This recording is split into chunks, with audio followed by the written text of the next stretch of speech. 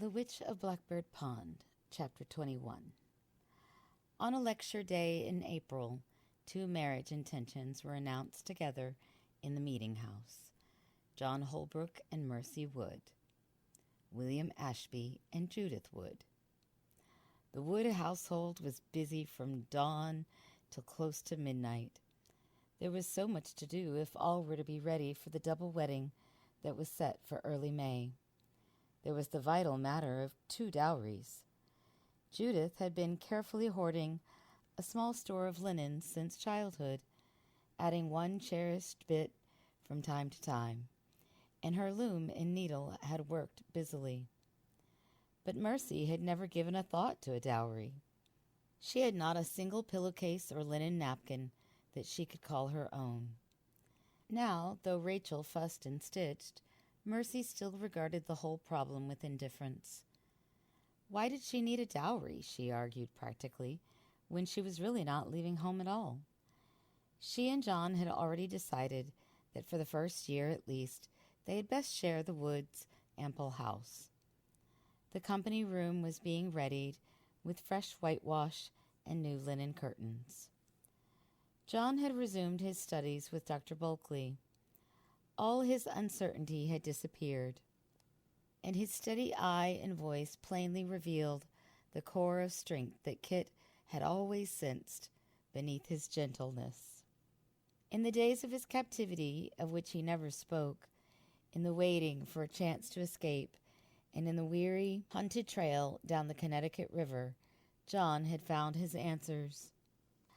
Dr. Bulkley is everything I ever thought him to be, a great scholar and a great gentleman, he explained. In politics, he is obeying his own conscience, but I think he is mistaken. We have come to an understanding. He will teach me theology and medicine, but I will think as I please.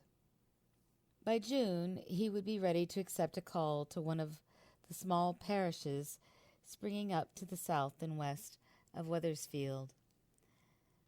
William's house on Broad Street was nearly finished.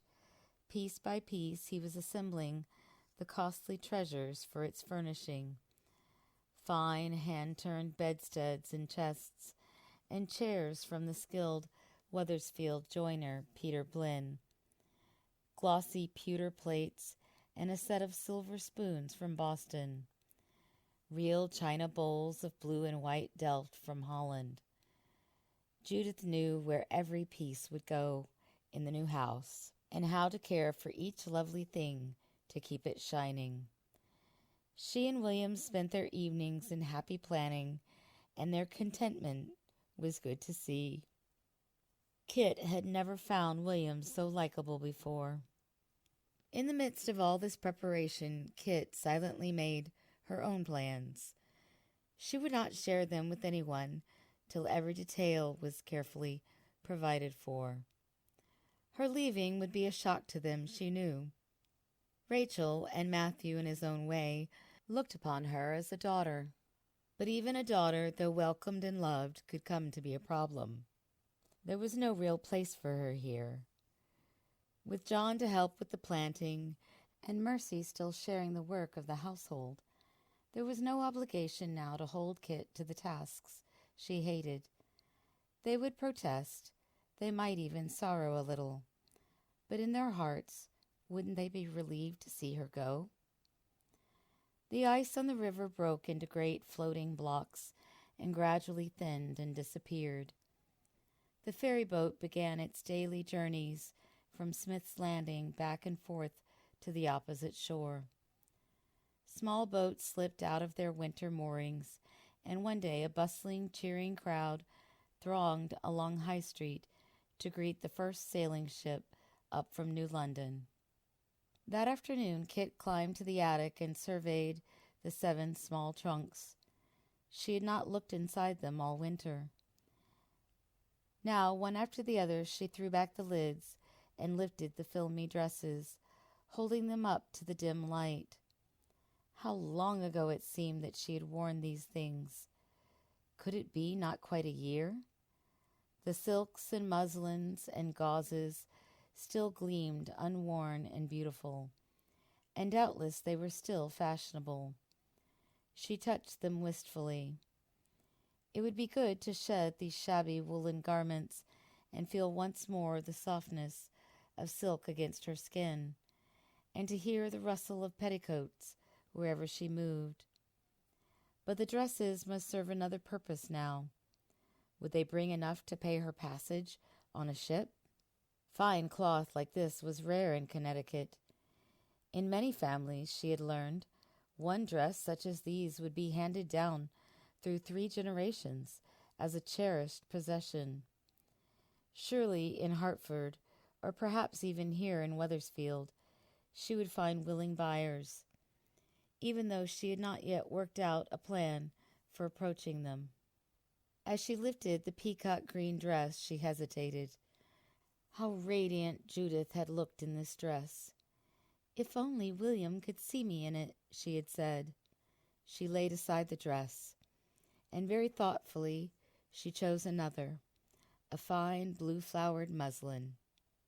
These 2 she would take directly to Uncle Matthew, and this time she felt sure he would let his daughters accept them, because he would know now that she offered the gifts with love instead of pride. All Kit's plans now turned toward Barbados. She had no illusions about the prospect before her. She would not be going back as Sir Francis Tyler's granddaughter. She would go as a single woman who must work for her living. Her best chance, she had decided, lay in seeking employment as a governess in one of the wealthy families. She liked teaching children, and hopefully there might be a library where she could extend her own learning as well as that of her charges. Whatever befell, there would be a blue sky overhead, and the warmth and color and fragrance and beauty that her heart craved. One day in mid-April, she walked alone down South Road. She could not go far, for the river was still very high from the melting snows. It had overflowed so that the fringe of poplar trees on its banks stood deep in water, and the cornfields were transformed into endless lakes.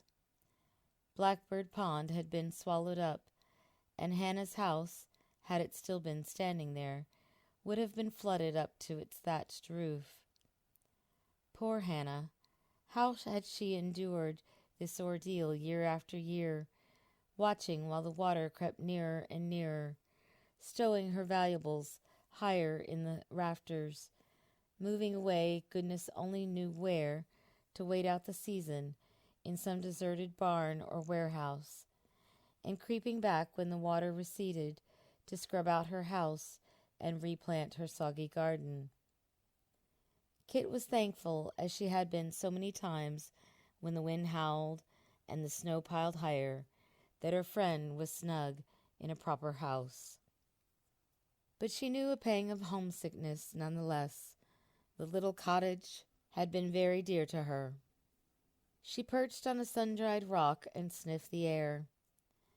There was an earthy, indefinable scent that stirred her senses. The new shoots of the willows were a sharp yellow-green. The bare twigs of the maples were tipped by swelling red buds. A low bush nearby had blossomed in tiny gray balls. She reached to touch one curiously. It was furry and soft as the kitten that Prudence had held in her arms that summer afternoon. All at once Kit was aware that this New England, which had shown her the miracle of autumn and the white wonder of snow, had a new secret in store. This time it was a subtle promise, a tantalizing hint of beauty still withheld, a beckoning to her spirit to follow, she knew not where. She had forgotten that summer would come again, that the green would spread over the frozen fields, that the earth would be turned up to the sun and the seed sown, and that the meadows would renew themselves. Was this what strengthened these New Englanders to endure the winter, the knowledge that summer's return would be all the richer for the waiting. Yet the spring air held a sadness, too, sharper than all the loneliness of winter. The promise was not for her.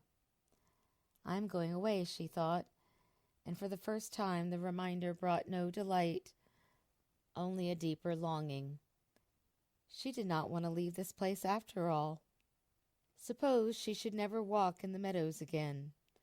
Suppose she should never sit in the twilight with Mercy, or see Judith in the new house, or the girl Prudence would grow to be. Suppose she should never see Nat Eaton again. Suddenly she was trembling. She snatched at the dream that had comforted her for so long. It was faded and thin, like a letter too often read. She tried to remember how it had felt to stand on the deck of the Dolphin and see before her the harbor of Barbados. The haunting joy eluded her. The dream shores were dim and unreal. Why had she closed her heart to the true meaning of the dream? How long had she really known that the piercing happiness of that moment had come not from the sight of the harbor at all, but from the certainty that the one she loved stood beside her? If only I could go with Nat, she realized suddenly. It wouldn't matter where we went, to Barbados or just up and down this river. The Dolphin would be home enough. "There is no escape if love is not there," Hannah had said. Had Hannah known when she herself had not even suspected? It was not escape that she had dreamed about. It was love, and love was Nat. It must have been Nat from the beginning, she admitted now, and with that knowledge came a sureness that she had never known in all the last bewildering year. Memories of Nat came crowding back to her, agile and sure-footed as she had first known him, leaning far out on a yardarm to grasp a billowing sail, throwing back his head in laughter, or shooting hot sparks of temper, sitting on a thatched roof in the sunshine, coming miraculously out of the fog that morning, bending tenderly to lift a frightened old woman into the rowboat. And as she had seen him last, standing erect by the door of the magistrate's office, sending across the anger and confusion a steady reassurance and strength. Nat is New England too, she thought, like John Holbrook and Uncle Matthew. Why have I never seen that he is one of them? Under that offhand way of his, there is the same rock. Hannah has leaned on it for years, and I refuse to see. Was it too late? He asked me to go, she reminded herself. But what did he mean? Only that he could never bear to see anyone in trouble? And he came back. He risked the whipping post to come back and help me. But he took the same risk to rescue a yellow cat. After a long time, Kit started slowly home. The sun slanted low in the sky, and behind her there began a sweet, disturbing melody. Peepers, Judith had said, the little frogs that lived in the swamp. And why should the sound of them tear at her heart? Too late, they queried over and over, and she fled along the road to the house where she could shut herself away from them. From that moment in the meadow, Kit ceased to plan at all. She only waited. Somehow she found a way to meet every trading ship that came up the river. How beautiful these proud little sailing ships were. She never glimpsed their spreading sails without an answering surge of her spirits. Yet every new mast that rounded the bend of the river brought at the same time a fresh plunge of disappointment. Always she waited, her eyes straining to make out the figure on the prow, and always at the sight of those strange, glistening white figureheads, her heart sank. Why did the Dolphin not come? On the 2nd day of May, as she came out on Wethersfield Landing, a trim little ketch was already tied up, fresh painted, with clean white canvas, and not a barnacle on its hull. It must have been newly launched. The wharf was a confusion of unloading and bartering. A seaman in a blue coat bent to check a row of barrels, and as he straightened up, even before he turned or before she consciously recognized him, Kit began to run. "Nat!" The greeting burst from her. He turned and saw her, and then he was running too. As he caught her hand, she came to a stop, the wharf, the ship, and Nat himself swinging in a dizzy arc before her eyes. "Kit? It is Kit, isn't it? Not Mistress Ashby?" "Oh, no, Nat, no." "I thought the old Dauphin would never make it." The blue gaze was too intense. She had to look away, and abruptly she was conscious of the crowded dock. She pulled her hands away and stepped back, trying, too late, to retrieve her dignity. How is Hannah?" she stammered. "Chipper as a sandpiper. She and Gran have been fine company for each other." "And the Dolphin? Did something happen to her?" "Just a heavy blow. She's hove down for repairs at the yard." "What do you think of the new ketch?" "She's lovely." Then something in his tone made her look at him more sharply. The blue coat with brass buttons was brand new, and pride sparkled over Nat like the shiny paint on the new vessel. "Nat, you can't mean she's yours?" "All but a few payments. By the end of a good summer's trade, she'll be every inch mine, from stem to stern." "I can't believe it. She's beautiful, Nat. Even more beautiful than the Dolphin." "Have you noticed her name?" Kit leaned sideways to see the letters painted jauntily on the transom. "The Witch! How did you dare? Does Hannah know?" "Oh, she's not named for Hannah. I hadn't gone 10 miles down the river that day before I knew I'd left the real witch behind." She did not dare to look up at him. "Can I see her, Nat?" she asked instead. "Will you take me on board?" "No, not yet." His voice was full of decision. "I want to see your uncle first." "Kit," his words came in an unpremeditated rush, "will he think it is enough, the new ketch? There'll be a house some day. In Saybrook, or here in Wethersfield, if you like. I've thought of nothing else all winter. In November we'll sail south, to the Indies. In the summer, Hannah and I will have a garden." "Kit," he glanced ruefully about the busy wharf, "of all the places to choose, I didn't plan it like this. Aren't you going to invite me home with you?" Happiness brimmed over into shaky laughter. "Captain Eaton, we'd be proud to have you dine with us." "Then must we stay here any longer?" She took the arm he offered, but still she lingered, looking back. "I want to see the new ketch. Please, Nat, before we go. I can't wait any longer to see my namesake." "No," he said again, leading her firmly toward the road. "That ketch has a mind of her own. She's contrary as a very witch herself. All the way up the river she's been holding back somehow, waiting. Now you'll both have to wait. I'm not going to disappoint her, Kit. When I take you on board the Witch, it's going to be for keeps." Author's note: the story of Kit Tyler is entirely fictitious. The house in which the Wood family lived, and all the adventures which took place there, existed only in imagination. But old houses much like it can still be seen in Wethersfield, one of the first settlements of the Connecticut colony. The great meadows still stretch quietly along the river, and a relic of an old warehouse marks the once thriving river port. A few real people walk through the imaginary story.